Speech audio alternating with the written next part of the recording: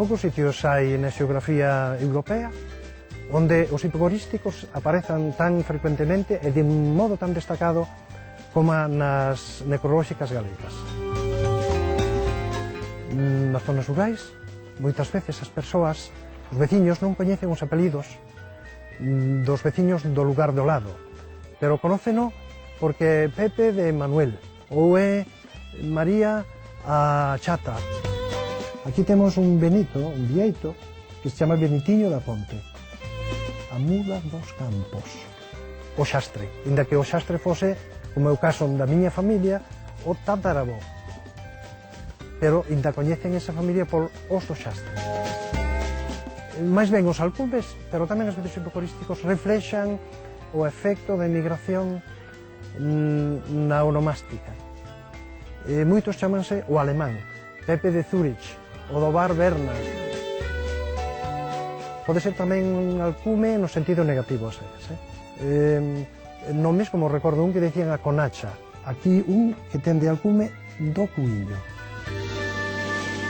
Un dos alcumes para algunhas mulleres, cando eran criadas de curas ou estaban próximas ao eclesiástico, que lle chamaban a Creja. Eu conozco un que lle chamaban o Dicen, e un día levaban meu pai a min ao lombo, e encontramos, e dixen yo ao meu pai, papá, este señor non é o Dicen. Dixen o pai, claro, rapaz, este era o Dicen, sí.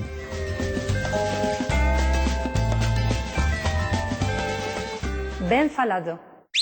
Que fai falta para facer un bocadillo? Salsichón, E que máis? pan. Ves como sabes?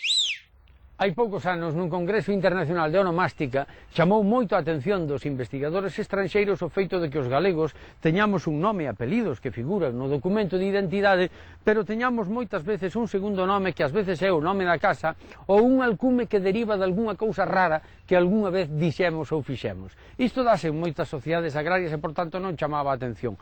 O que chamaba a atención era que este segundo nome chegue a escurecer completamente o primeiro nome en algúns casos, de maneira que existan guías telefónicas alternativas nas que os veciños aparezan identificados por ese segundo nome ou que incluso nas notas necrolóxicas deba figurar para que os amigos saiban que teñen que ir ao enterro de alguén.